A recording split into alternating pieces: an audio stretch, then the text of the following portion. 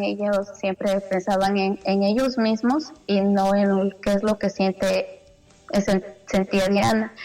Y fue pasando el tiempo, mi mamá me abandonó prácticamente, se fue a vivir con un señor y yo me crecí prácticamente en la calle porque había semanas que no contaba con nadie, y había semanas que los vecinos, la gente o mis abuelos me brindaban alimento o un techo donde vivir.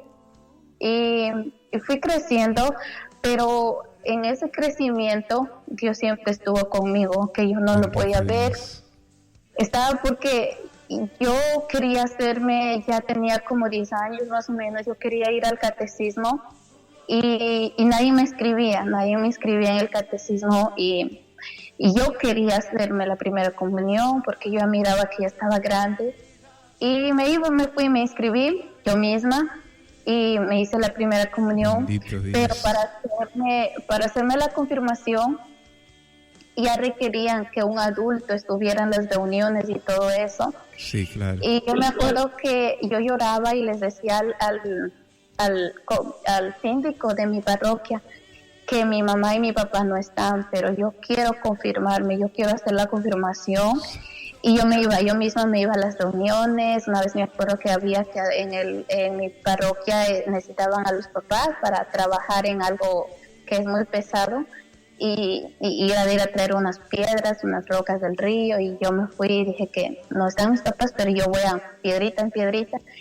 Y bueno, esa era mi infancia, que yo porque no tenía a mi mamá y mi papá, yo trataba yo misma sobre llevarme y el bonito recuerdo que tengo que mi abuelita siempre, porque las amistades de las niñas, yo ya iba caminando para los 13 años y yo quería también tener amigas.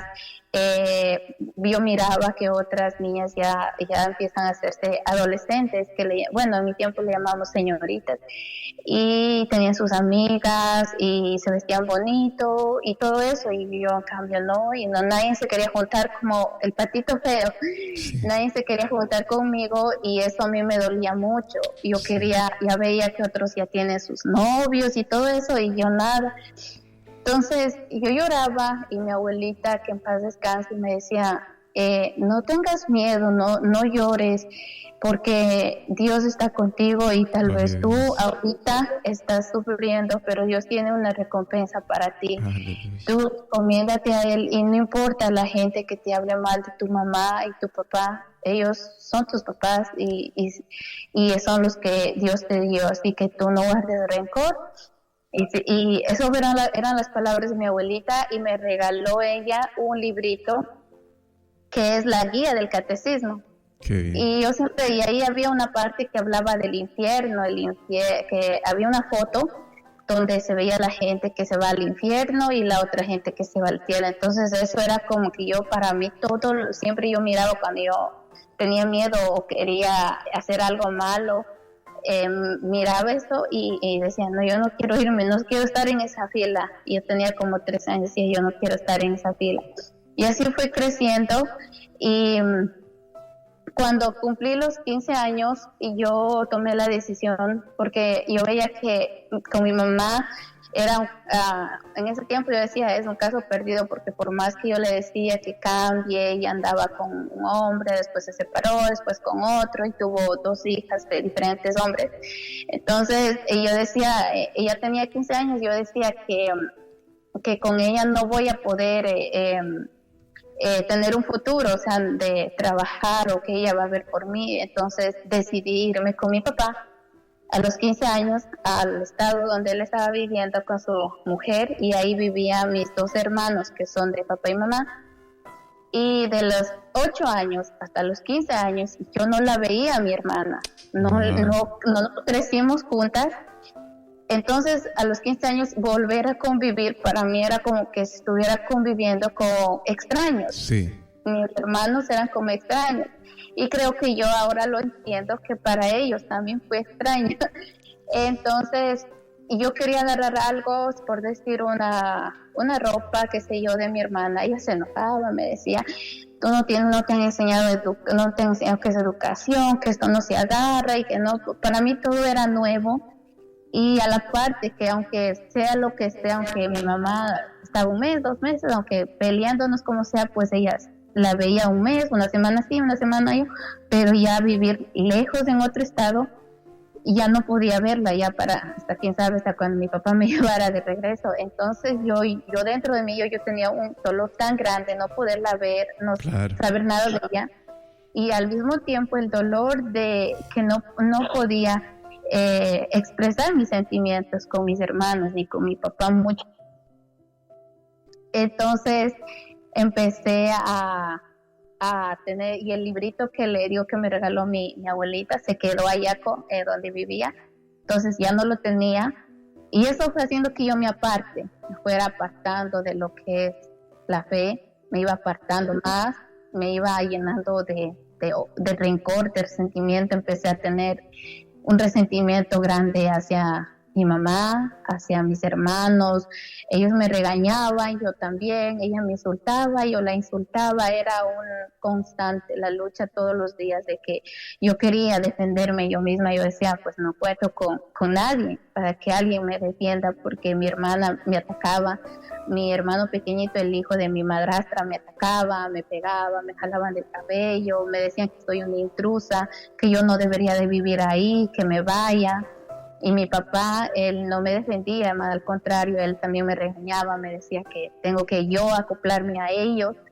Y entonces yo sentía que no tengo amor de nadie. Yo me iba atrás era un cuarto que rentábamos, y había un patio, yo me iba al patio y había ahí como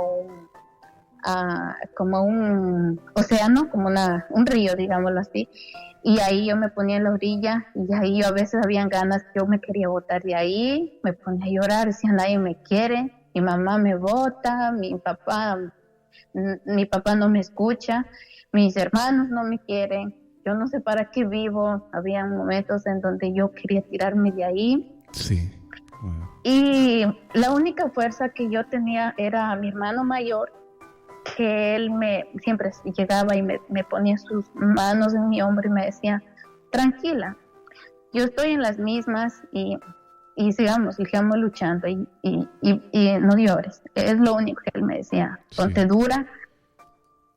Y ya cuando estábamos como unos 6 meses viendo ahí, mandaron una invitación de mi pueblo para mi papá, de una confirmación de un familiar de mi madrastra. Ellos deciden irse todos, y mi papá decide dejarme a mí, que le cuide a mi hermana menor. Se fueron, y me dijo mi papá, ¿te quedas a trabajar? No me dijo tampoco de vacaciones, me dijo, te quedas a trabajar a cargo del negocio. Teníamos un negocio de venta de caramelos, cigarrillos, todo eso en un puestito. Me dijo, vas a abrir el puesto y vas a estar como hasta las 7 de la noche. Cierras el puesto, coges a tu hermana y se van al cuartito donde rentábamos. Y ellos fueron un domingo y iban a regresar el próximo domingo. Entonces, durante la semana yo hice todo lo que él me pidió, pero el domingo cerré más temprano el puesto porque yo quería ir a misa. Entonces yo arreglé a mi hermana pequeña y nos fuimos a la iglesia, fuimos a la misa y regresamos. Cuando regresamos, yo cerré bien con llave el cuarto, pero el cuarto tenía una ventana, y al frente vivía una vecina que tenía 2 hijos, eran mayores a mí.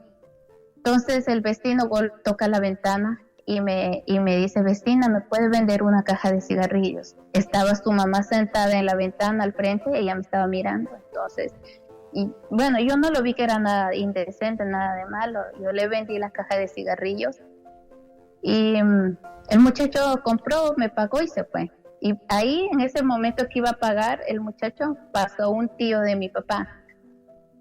Lo miró, yo lo saludé a mi tío, que en paz descanse. Lo saludé, pero él no me contestó, se fue. Y yo cerré la ventana y puse el seguro, y comimos con mi hermana y ya, todo tranquilo. Y para el domingo que regresó mi papá, el lunes decidimos no ir al puesto, se cerró, mi papá cerró el puesto, y dijo, vamos a hacer algo en la comida, algo porque la familia de mi madrastra mandaron mucha comida. Entonces, como donde vivíamos era caliente, yo estaba con un short pequeño y mi papá me dice a mí que lleve a mi hermanita, a mi hermana menor y a mi hermano, el hijo de mi madrastra, al parque, a que jueguen.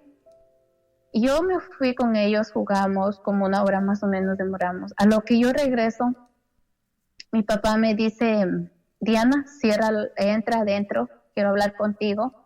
Y a mis dos hermanas, a mi hermana y a mi hermano los mandan al patio. Y mi hermano mayor no estaba. Y él me encerró justo con llave y yo no sabía qué iba a pasar. Yo no me fijé que debajo de la cama de mi papá él ha tenido un cable, de esos cables gruesos que son para bueno, era un cable grueso, bien envuelto, y saca y primero me dio en los pies, y cuando me cayó un golpe, yo le dije, papá, ¿qué le pasa? Y mi papá no me dio razón, me empezó a golpear, me dijo que yo soy una perra, me empezó a decir que soy una prostituta, que qué ejemplo le estabas dando a tu hermana, que te odio, que deseo que nunca hubieras nacido. Me dijo de todo, me golpeaba y me golpeaba. Yo lo único que me acuerdo, que me hinqué y me tapé la cara porque no quería que me lastimara mi cara. Y entonces era golpe tras golpe y tras golpe, que yo al final no me acuerdo cómo me sacaron de ahí.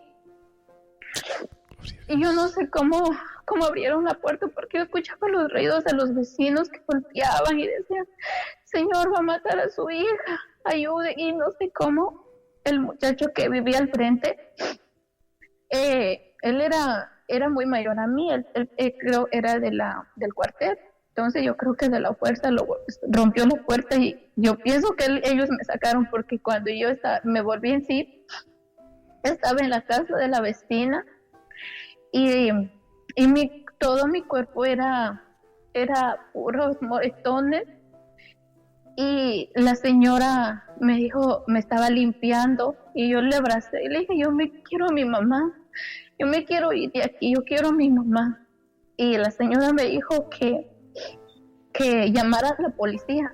Yo no quería, yo lo único que quería era ver a mi mamá, y no quería hablar con nadie, no quería saber de nada. Y ella me dijo, vas a pasar la noche aquí y mañana las cosas se van a arreglar. Al día siguiente mi papá fue a la casa de la vecina queriendo hablar conmigo, y la vecina me dice, tu papá está afuera, quiere hablar contigo. Y yo le dije a la vecina que yo no quiero verle. Yo tenía un miedo tan grande de verlo a la cara.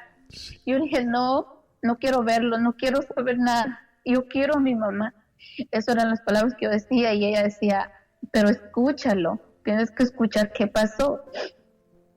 Entonces él entró y me miró todo golpeada, me miró y no dijo nada. Primero se quedó mirándome. Yo le dije, yo quiero que llame a mi mamá, yo me quiero ir de aquí, yo estoy en un lugar donde no sé ni agarrar un bus, pero yo me quiero ir. Y él me dijo, pero las cosas no se arreglan así. ¿Por qué tú hiciste lo que hiciste? Y yo ahí le pregunté, digo, puede decirme por lo menos por qué me golpeó, por qué me dice que prefiere que me muera. Y mi papá me dijo, es poco que estés en una cama haciendo tanta porquería y tu hermana pequeña mirando. Y yo le dije a mi papá que eso cuando pasó, porque yo que sepa nunca ha pasado eso. Y mi papá me dijo que el tío de mi papá que pasó le había dicho eso. Y yo le dije a mi papá, no papá, eso usted me conoce, o sea, yo soy su hija, yo ya estoy viviendo 6 meses, y aparte de eso, usted cuando yo estaba bebé me dio la vida, me cuidó. Usted, ¿cómo piensa que yo voy a hacer eso?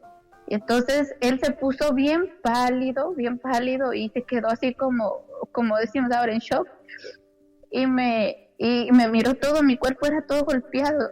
Como le digo, solo mi cara fue que no pasó nada porque me tapé. mis manos, hasta mis dedos, todo.